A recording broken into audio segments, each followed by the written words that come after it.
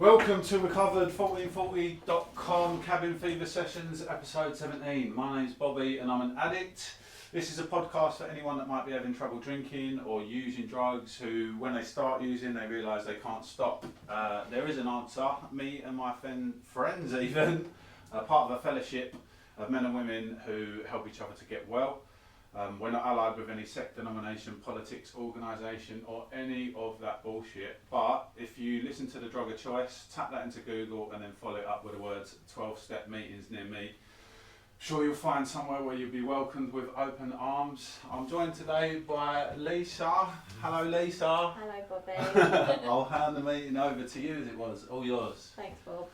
So you're saying obviously coming in, like Googling and looking up a 12-step fellowship, and I'm just very thankful that my sister was the one that kind of got me into the rooms. It was a bit of an intervention at the end, and I'll get to that before I kind of go back on my story. But you know, without her, I wouldn't be where I am now, and I'm just very grateful. So I thought I'd put that out there first. Right. So kind of talking about myself really. So my story. So the women in my family, generally, I go back quite far in my story because I think it's got a part to play, but I don't think it's the reason why I've become an addict. I think I was born an addict. That's my personal opinion, because it shows up in many different things that I do. You know, it wasn't just the drinking and the drugs. You know, even before the drinking and the drugs, it would be clothes, or it would be just wanting something, and I never wanted something 1% or 10%. I'd have everything 100%, and I'd always want more of everything. You know.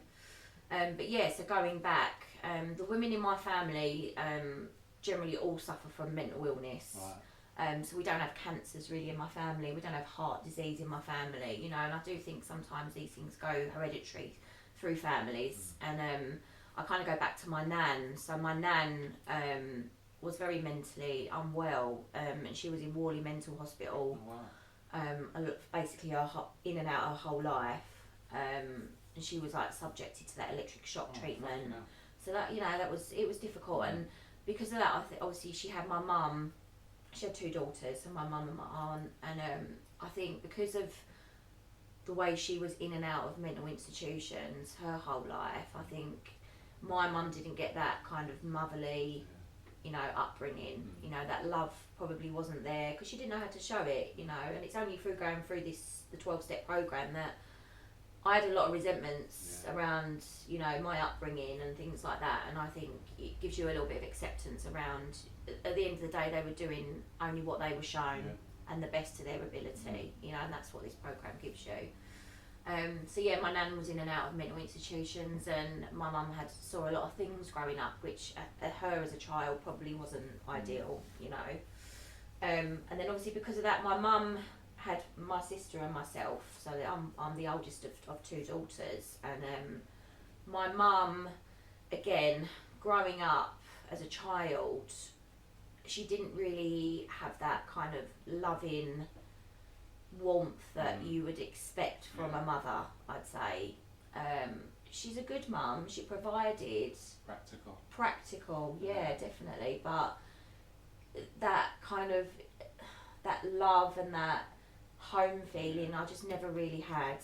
And then to top that off, my dad was a chronic alcoholic. So growing up was quite difficult for me as a child. My dad would come home and I'd never know what he was gonna, that day, you know, you never know what he's gonna come home like. Well, generally it was always drunk, and there was a lot of violence in the house. And because I was the oldest sibling, I felt like I had to protect my younger sister, I think, quite a lot. So I got caught up in it, you know, calling police a lot, and there was, seeing stuff that you don't want to see as a child. I remember obviously when I was younger as well, talking about the mental institutions. I remember visiting Worley with my mum to go and see my nan, and I think I must have only been about 6 or 7, so very young, but I remember it clear as day. And kind of walking into that big room, and there was people rocking on chairs, and terrifying. You know, it was fearful, and that place was a big place. You know, you kind of drive up to the gates, and I can still picture it now. And funny enough, years later, I actually moved in. It was changed into flats, and funny enough, I lived in one of the flats around Worley. So these things, you know, maybe it's a plan going through life, but Yeah, so because of that, obviously growing up, there was a lot of I'd say it was definite trauma that I carried with me a lot. I saw a lot of things, dealt with stuff as a child that I probably shouldn't have dealt with, you know.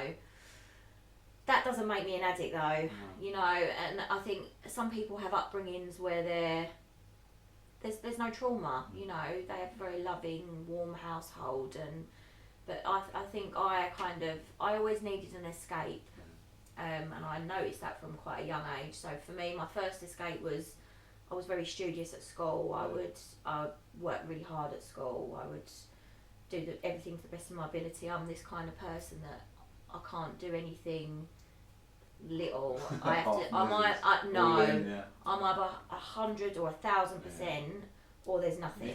There's no middle ground with me whatsoever, and it's with everything I do. Yeah. You know, and now I have a little bit more of a middle ground, but I never used to, and I'd have to, if I did something, I'd have to do it to the top of my ability. And my mum used to say to me, "Why can't you just do something just normal?" But I couldn't. No.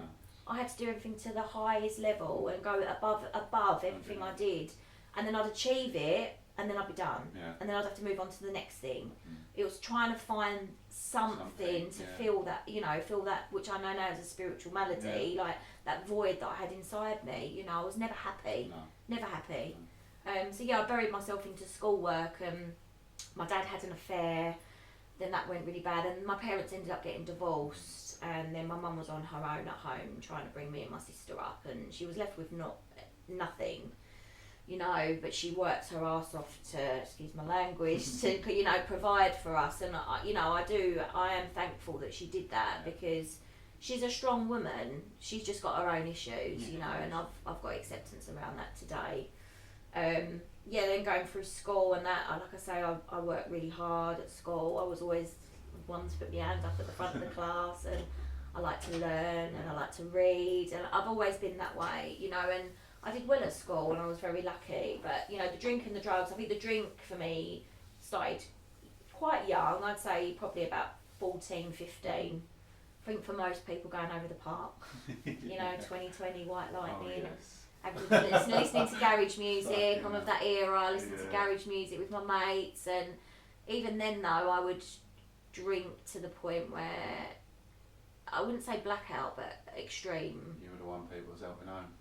Yeah, basically. And I had a little Saturday job in hairdressers, and I remember I used to rock up to these hairdressers on a Saturday, and I'd be washing old ladies' hair, and I'm green, and I'm thinking, I'm not going to do that again. I'm not doing it again, and then give it another, by the next Friday, I'm doing it all again. You know, it's that madness of we're just consistently doing the same thing, thinking there's going to be a different outcome, and there never is. You know, and that was from a young age.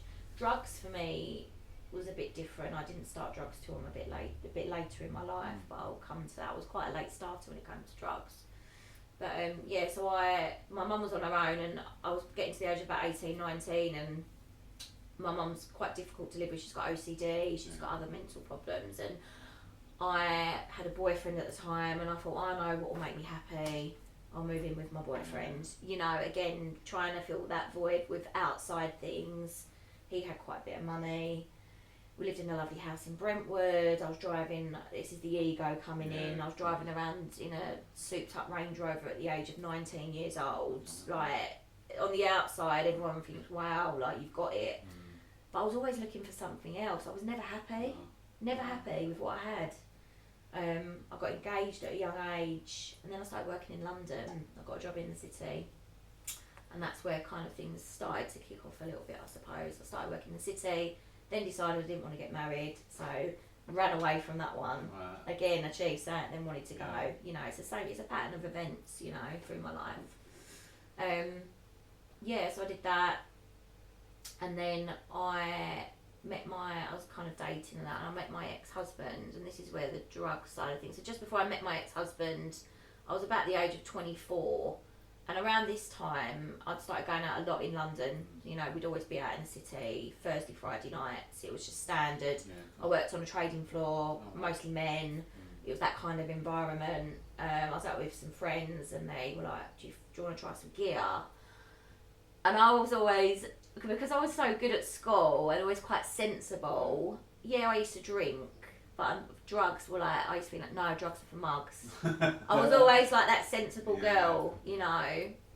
But drugs took me to the depths. Yeah. It took me to the depths, you know, eventually. And I think if this is what happens, and this is why, you know, we end up in where we are. But I'm so grateful for that. But yeah, so I was like, they do one line of gear. So I was like, I was in the toilet, did a line of gear.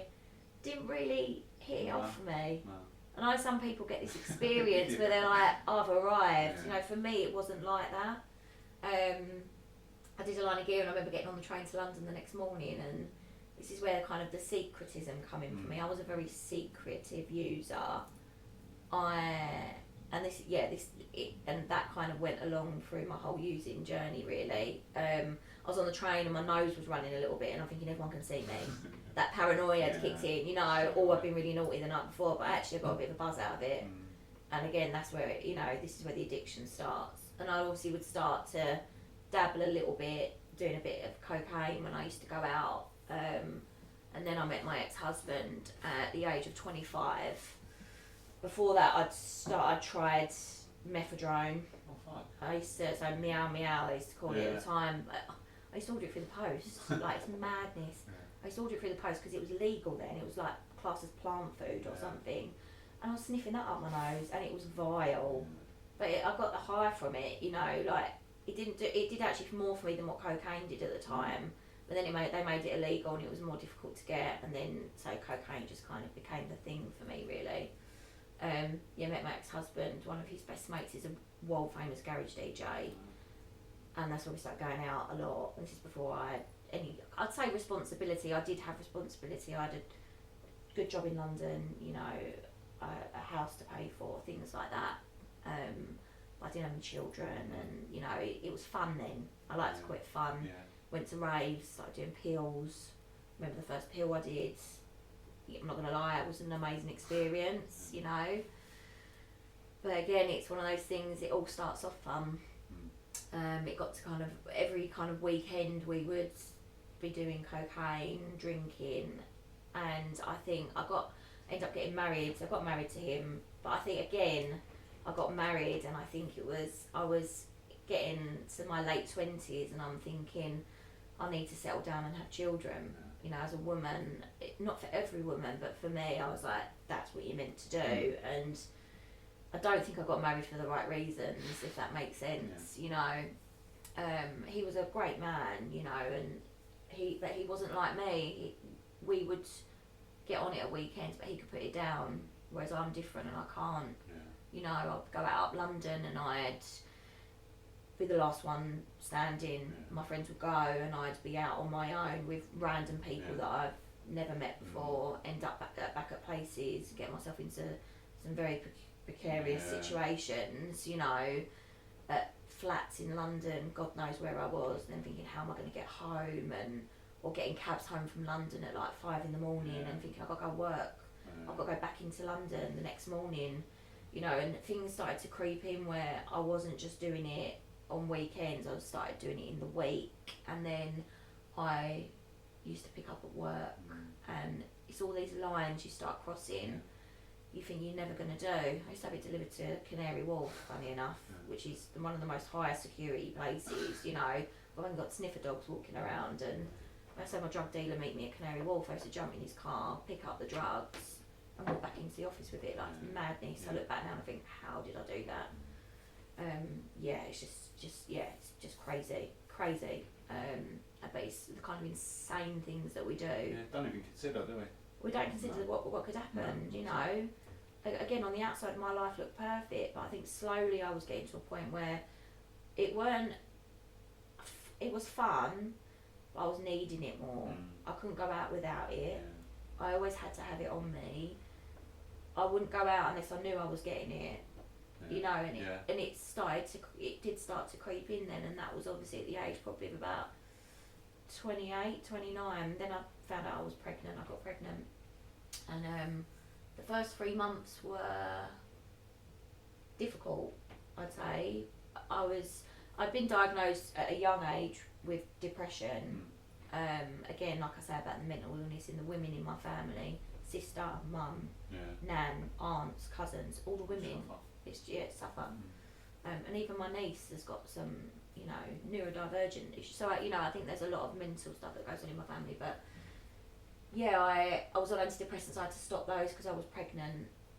I was going out in London and I thought, hold on a minute, I always wanted children, but I don't think I was prepared. Yeah, of course. And I was still drinking really in the first 3 months of my pregnancy, you know, and this is an honesty program and I'm honest about it, you know. I couldn't put it down. It wasn't as much, but I just couldn't put it down. And then after that I did stop. And luckily I had a very healthy baby boy, you know, and I'm thankful to God for him every day. Like, he's everything, you know, he's wonderful. After I'd had him, again, trying to fill that void, I still wasn't happy. I ended up having an affair with someone that was not ideal, basically. He ended up stalking and harassing me to the point where I had to get him arrested and he got charged. And I was in this, but again, after my pregnancy, after I'd had my son, 6 weeks after he was pretty much born, I'm back to square one again, doing the same as what I was doing now with a baby, you know. That unmanageability was there. I was trying to do everything that I possibly could, you know. I was having this affair, the secretism, I was looking after my son, you know, I was trying to run a home, marriage, job, like everything, you know, but everything was becoming too much. I think the affair went on for about a good year or so, and I found out that I was pregnant again, and it wasn't my husband's. But I manipulated my husband, and I made him take me to the abortion clinic and drive me back from the abortion clinic and look after me, you know. And we make amends to people, but that's, you know, unless it will injure someone else, and there's some things that I just can't, you know, tell him. But that's what I did, and again, like, you look back and it's all this stuff my life was so unmanageable, and I was doing things that I just, you know, I was in a very bad place even then. My marriage was breaking down at this point, and eventually I asked him to go. I wasn't happy. But I didn't realise I wasn't happy. It wasn't all the external stuff, you know, and working this programme, I've realised it's a me problem. You know, it's a me problem. I've had it my whole life. You know, I'm always trying to fill that void, that hole inside of me with something, people, places and things. Always. You know, drugs, alcohol, like I say, shopping, sex, everything. People, 100%. So he left, and then this is where my using really took off because it was lockdown. He left, I was in a house on my own with my son, and it just kind of, I was even on work calls, and sometimes I couldn't even talk properly on Zoom. It's awful. I think back now, how did I do that? Drinking at least 2-3 bottles of wine a night. I was having gear delivered to the house, posted through the letterbox. I wouldn't leave the house. The only time I would generally leave the house was to take my son to school and to pick him up. And even that was a struggle for me. My friends, one of my best mates, and she's still one of my closest friends now, she was worried, you know. She'd shout through the letterbox because I wouldn't get out of bed for the whole weekend. Like, for a whole weekend I wouldn't get out of bed. Isolating myself to an extreme point, you know. Paranoia was kicking in. I was doing I wasn't. So I say I wasn't an everyday user. I used to drink pretty much every day, but I wasn't an everyday cocaine user. I would binge on cocaine more. So it'd be, I'd do it a couple of days and then I'd have a couple of day break. But it was the repetitive cycle and it was tiring. And I didn't know why I was doing it all the time. I was just trying to numb any emotion I had. During this madness, I managed to get promoted at work. Because again, it was another addiction. I used to bury myself into work. You know, and I was doing really well at work. Again, but on the outside, again, everything looks alright. I had a nice car on the drive, living in a house. People don't know what's going on behind closed doors, you know.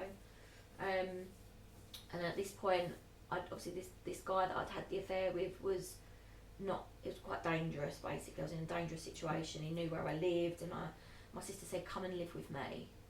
You can save up to buy a flat and everything." I was like, "Good idea," so I'll do that.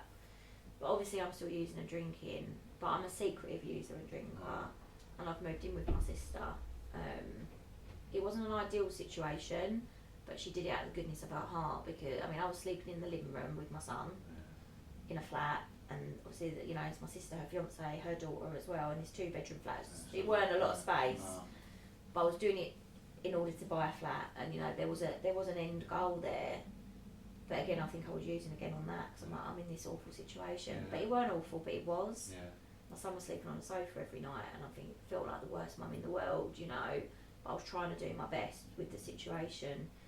I was drinking at my sister's, and it got to the point where she didn't want me drinking at hers anymore. She's like, it's getting on my nerves. Like I'm coming home from work, and you're repeating yourself, and you're talking, and she didn't know I was doing gear though. I managed to keep that secretive for a while. About 3 months into moving in with her, I got to the point where I was going out in the car, drinking pure vodka, basically.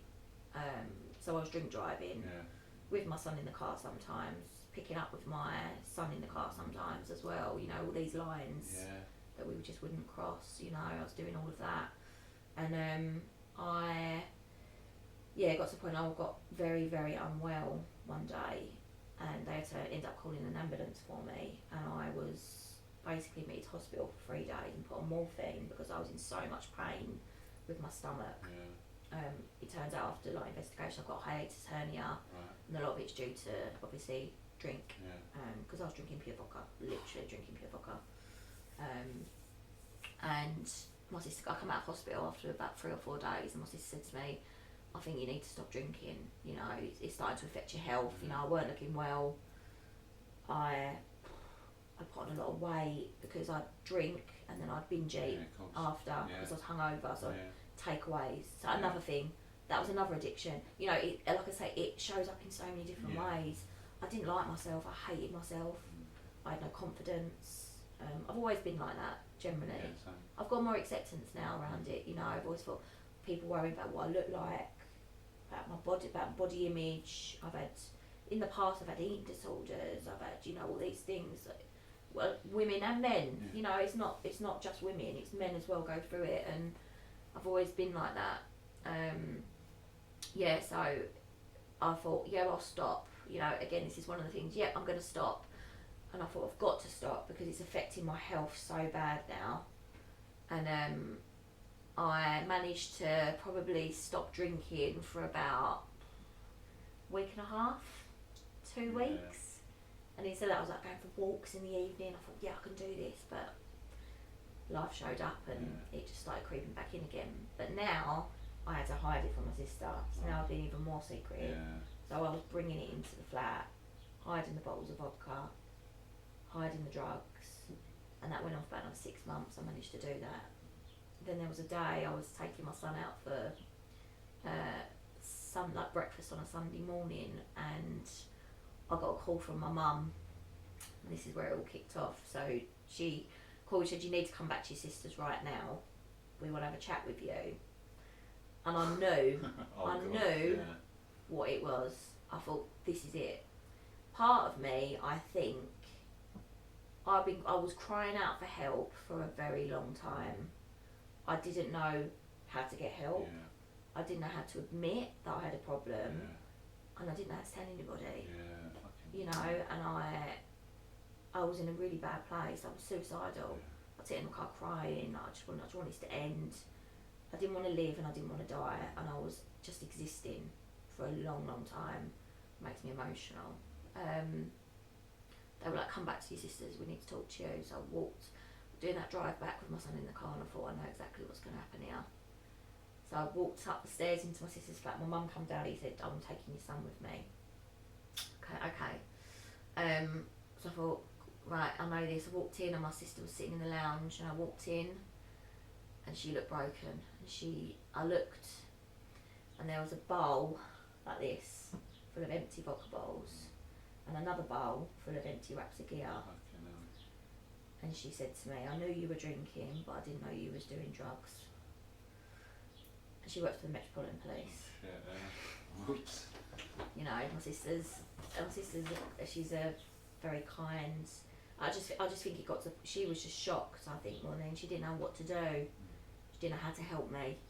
And quite frankly, I didn't know how to help myself.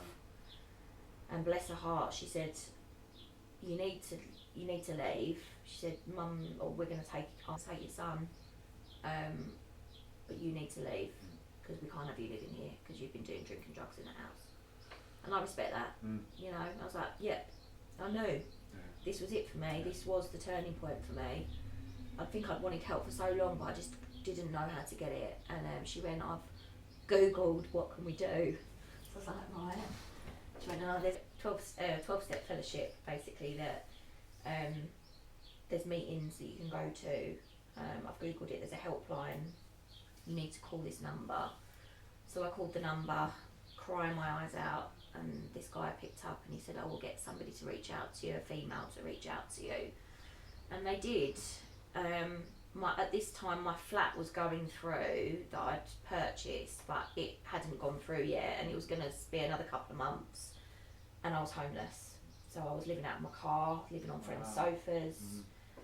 But it was a blessing because because my son was being looked after by my sister, I got to a meeting every single night. Wow. Yeah. And it really set my recovery up. That first meeting I walked into, my sister came with me, and just even stepping my foot over that, you know, that threshold, the fear. I've been so scared in my life. You don't know what to expect, do you? No, not at all. You think of a drug addict and an alcoholic, and you think, you know, it's gonna be a room full of zombies. Zombies and the stereotypical homeless-looking people, and there's me that's got a job up London, and I'm like, you know, I was literally looked dead and was dying inside. You know, I still managed to keep everything on top. I was a highly functioning drug and alcohol user, you know, and I walked into that room and it was all men apart from one lady. And she was the secretary at that meeting, and she got up and she gave me a hug, and she said, you're going to be okay. Love that. And I just cried, and she turned out to be my sponsor. Love that. Yeah, love that. So I think, you know, I believe in God, and I do think that she was put there for a reason on that day. And, you know, I'll talk about my recovery, but I think my life, I had to go through what I went through to be where I am today. I think it's God's path for me to be where I am, you know, to start helping others now, but we'll get there.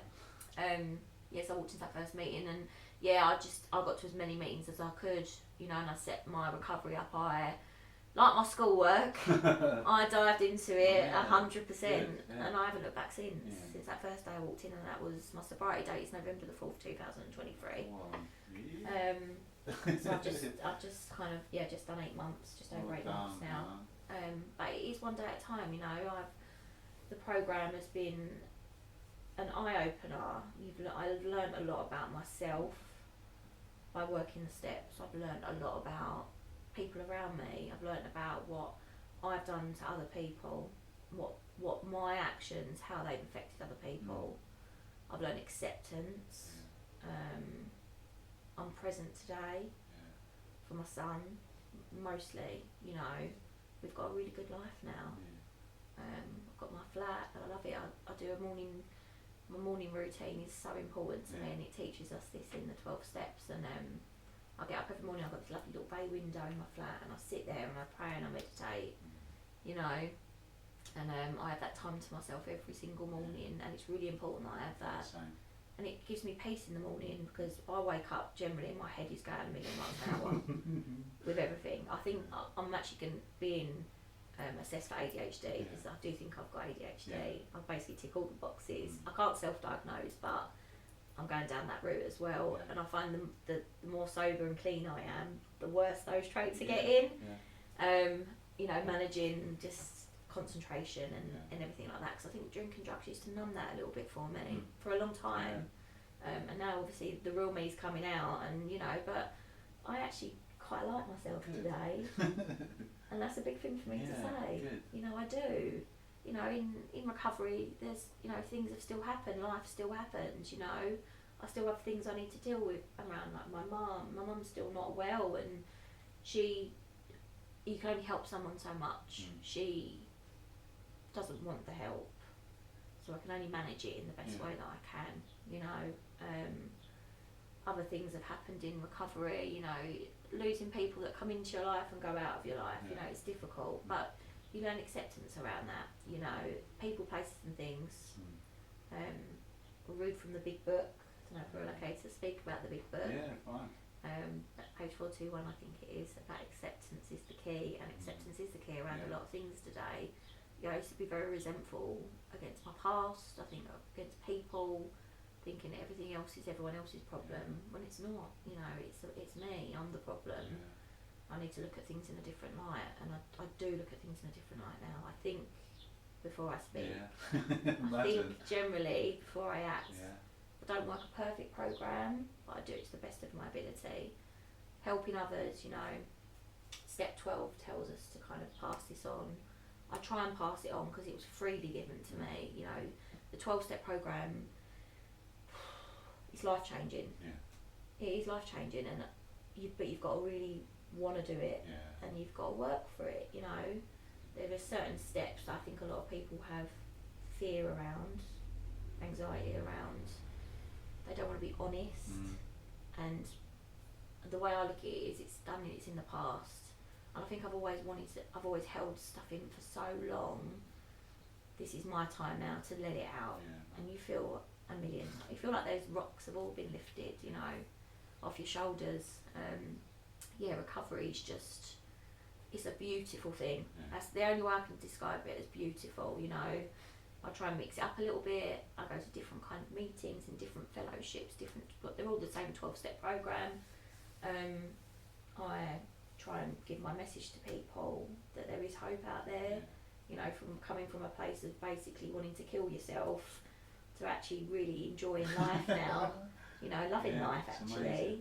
It's, if you'd have asked me this 9 months ago, for instance, that's not in a million years. I went to a convention in Portugal with fellows, and it was amazing. You know, I was doing meditation on the beach, and I was just looking at the sea, and I'm like, this is just incredible. Like, how is this happening? You know, but I think God's got a plan, and you know, I want to be able to give this back to people. I get involved in different service, staying within, you know, that triangle with service, unity, and recovery. For me, is so important. You need to be in it. You can't just have one foot in and 1 foot out. You won't get well. You know, you've really got to give everything to this, and the rewards are amazing. They really are. I don't think there's words for it, if I'm honest with you. I think I'll leave it. Well done, Lee. It's a fucking beautiful story, man. It's incredible, isn't it? Like, I could relate so much to quite a lot of that, you know. Like you spoke about, people don't necessarily have trauma in their childhoods, but they're still an addict, you know. But that stuff does inform a lot of how we behave and how we think, you know, as kids. And I didn't come into this fellowship thinking that there was going to be a way for me to deal with the traumas of my past and get past all of that stuff, you know. It's, as well as being spiritual, there's so many psychological elements to it, isn't there? And what was your experience like of sharing your step 5 with your sponsor? Do you know what? For step 4 and 5, step 4 for me, I'll go back to step 4 because obviously that's a big part of it. I was quite happy to get it all down, as much and everything, even down to the small things, you know, that I had resentments for, fears around, and all this stuff that I've been carrying for so long. And then doing the step 5 with my sponsor, and obviously God, my high power is God. It was an offloading, you know, a major offloading, and quite a beautiful step really. I think, you know, I come away from it, and I did have to have a bit of time, I think, because it's the first time in my whole life that I've actually spoke the truth about certain things that I've never told anybody, you know, and it's a massive thing, but a brilliant thing where you just feel lighter, that's exactly so much lighter after. I think it's important as well what you said about being honest as well. I'd had a couple of attempts at doing a step 4, and there were certain things I was never going to tell anyone, you know? And I never got well. And then I'd walk out that person's house, go and pick up and think, this is shit, this programme, it don't work, you know? I could not be honest, but the very first time that I was, I think it restored my faith in having trust in someone as well, and trust in myself. You know, I couldn't trust anyone prior to that. And I love what you said as well about how you couldn't ask for help. That was so big for me, because I knew I was fucking banging trouble, but I just could not ask someone for help. That pride and that ego, just madness, man. But like you said, thank God that other people were, you know, they loved you enough to be honest with you and and stuck to by do me. their best. Yeah, because they don't know what to do with you, do they? Do you know what I mean? No. My mum was at her wit's end. She had to throw me out in the end, and I never thought that would happen. Like, I'm a little soldier, you know what I mean? But she'd just had enough of coming home and I'm laying in bed for 3 days on the trot, and you know, it's funny, we talk about, there's so much to learn, I think. I just thought I was a fucking drug fiend. I just thought I had you know, when you realise that it's like you said, it affects so many areas of my life because it's my thinking, you know. Yeah, it's not the drink and the drugs. I put those down easily, actually. Yeah. You know, first couple of weeks, I've started to work the program. That had gone. Yeah. But it's everything. It's living life. Yeah, I read the other day. It says it's only when you get sober that you realise what alcoholism is. Yeah, do you know what I mean? 100%. That's when you start to deal with things properly, isn't it? Do you meditate and pray every day? I meditate and pray every day. So I don't meditate in the mornings because meditation actually makes me go to sleep. Yeah, that's So I fair. meditate every single night before I go to bed, and it sends me to sleep. Yeah. And I like to mix up my meditations. You know, I listen to 12-step meditation sometimes. I listen to some on YouTube. You know, I mix it up. I love meditation.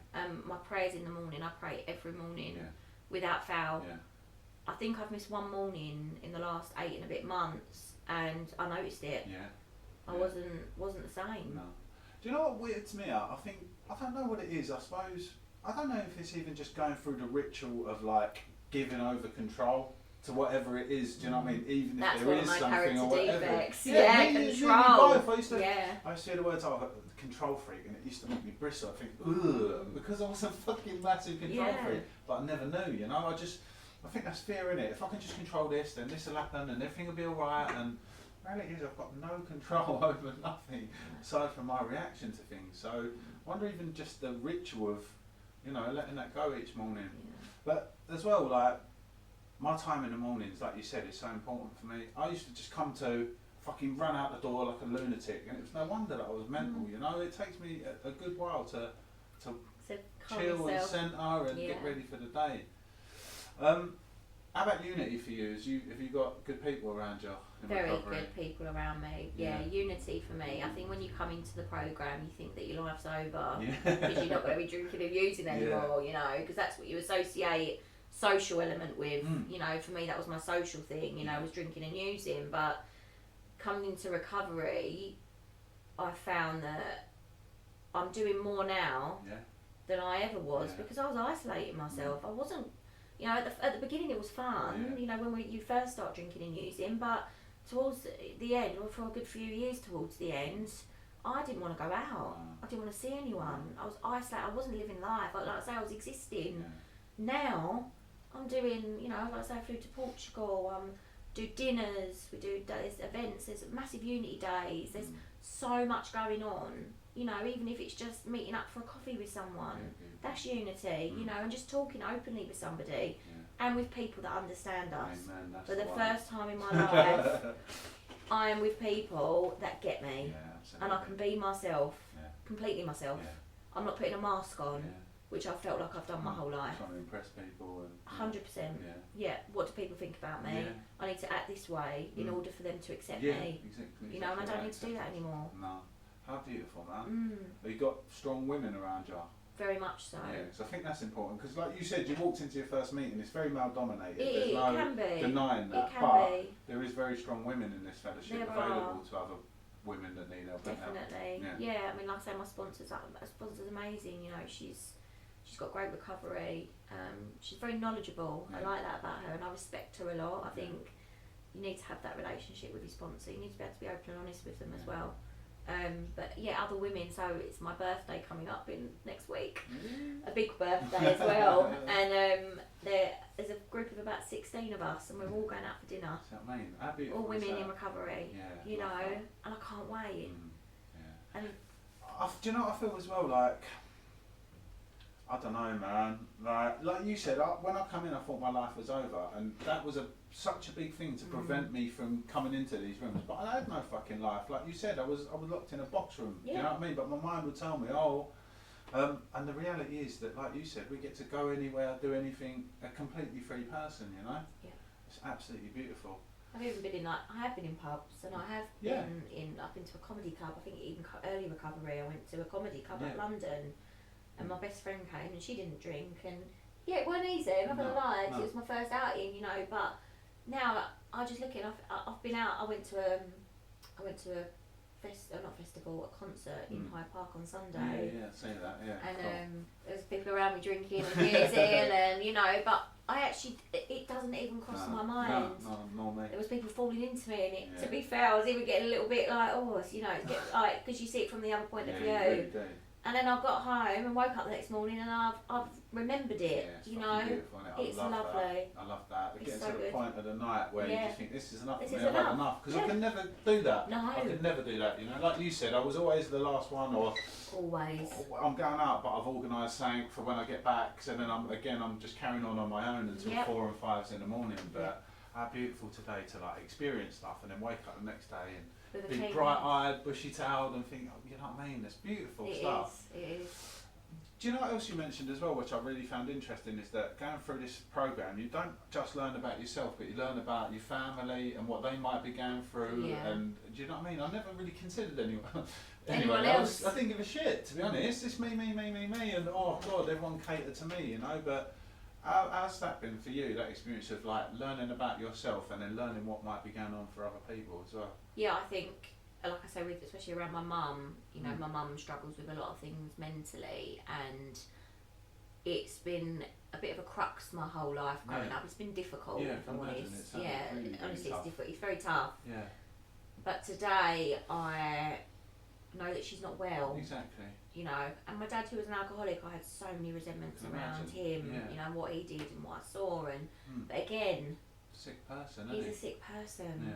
You know, and my mum's only been given us all she's got, and you know, with family and things, you know, my sister come round the other day and she said to me, "You're a pleasure to be around now." Oh, thanks. I thought I was a pleasure before, but clearly I wasn't, you know. Clearly I was annoying, you know. Like, it's one of those things you don't see what you're doing to other people. No. I think there was a point where the day where my sister found out, kind of going back again into my story, but when I made my amends to my sister, the amends process I think is beautiful. Yeah, same. Yeah. It's hard, but it's beautiful. I made the amends to my sister, and she said to me, and it's the truths that you don't realise what people are thinking, or you know what's going on in their heads, you know, about you. Yeah. And she said to me, that day I found out and I told you to leave, she said, I thought you was going to go and commit suicide. So she said, I thought I wasn't going to see you again. Yeah. Ouch, but I didn't know what to do. No. And she said that was all I knew to do. I just didn't know how to help you other than calling that helpline. Thank God she did, you know. So I'm like I say, and as I started this podcast, I'm forever grateful to her, because without her I wouldn't be where I am now.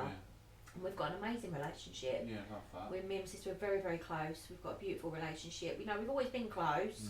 I mean, we lived with each other for 14 months and that was tough, you know, and we're still good, you know, so that shows a lot. But yeah, we've got a beautiful relationship. You know, we deal with things with with my mother and other people, you know, in our own way, you know, and we've got that close bond. So I'm very grateful for her, very grateful for her. But you know, like talking about the amends process as well, like you were saying about how your mum's more practical, and like I fucking hated my mum. Like when I blamed her for it.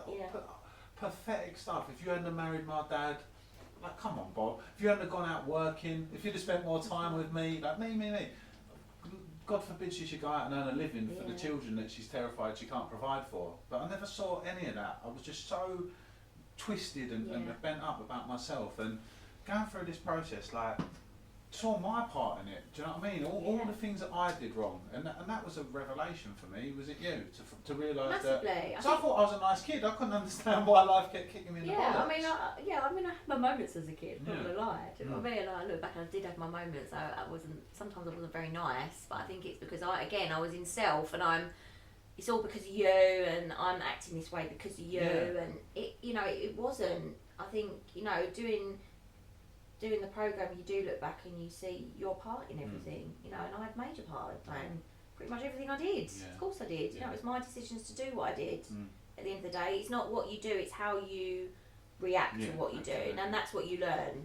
You know, you learn how to to react to certain situations differently. Yeah, it's how you think, you know, and how you go on after that. I think what you said as well, like having that little moment to pause before I say something today, or before I react, you know what I mean? That used to get me in so much trouble. But now we do, we're much more considerate, aren't we, I think? Definitely. Yeah, beautiful stuff.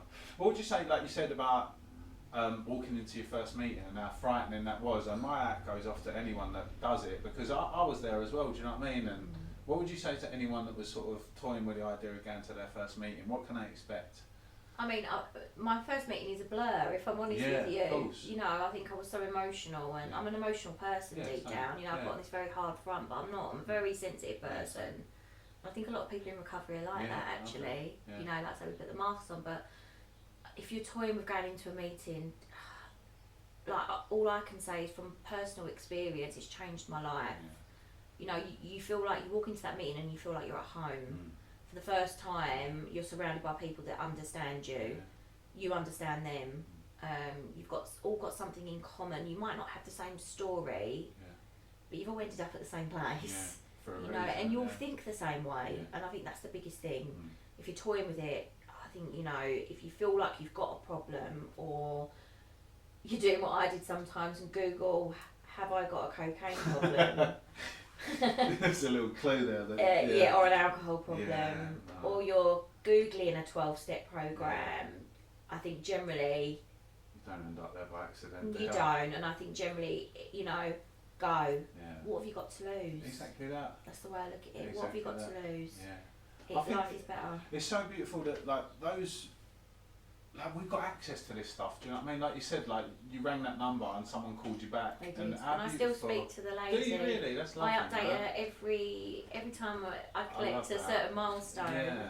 I still speak to her today. That must lady be so from beautiful the for her as well. Yeah. She's helped someone, do you know what I mean? She and has. she can see the rewards of it. That's what we do though, isn't it? Like, I never understood the idea that by helping other people I feel good. Yeah. Do you know what I mean? Yeah, so giving just, back. Just give me, fuck everyone else, and I was never ever happy. But to be able to be part of something bigger than ourselves is beautiful, isn't it? Yeah, it is.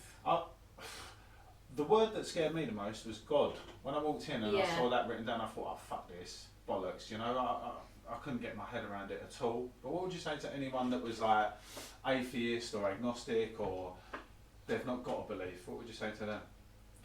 It's a tough one, isn't it? That's a tough question. You know, everyone's got their own belief. It doesn't have to necessarily be God. Yeah. It's a higher power of your own understanding. So it could be nature. You know, I used to go out for walks. I love going over the forest and things like that. And for me, nature's quite a big thing, you know. It could be the trees, it could be the universe, it could be, as long as it's not something human, I think basically that's it. You just got to just be open-minded a little bit.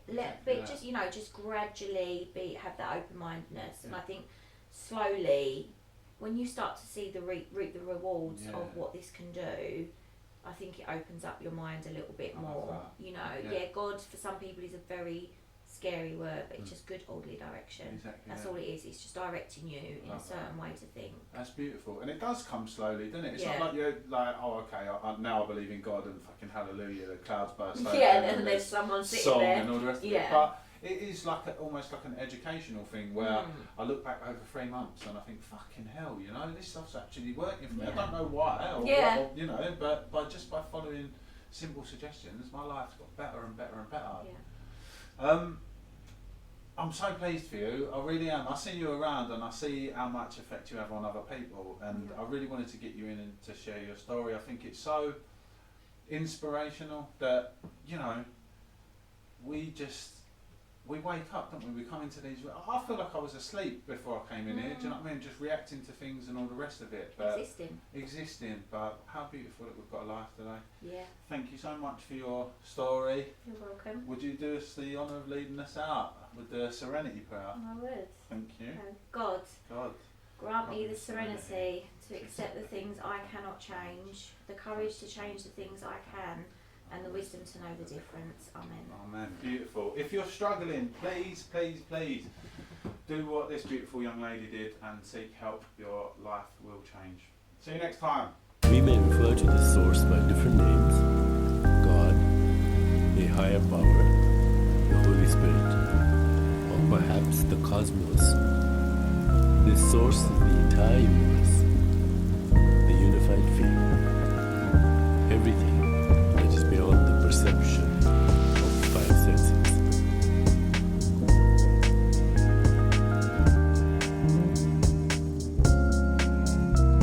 Just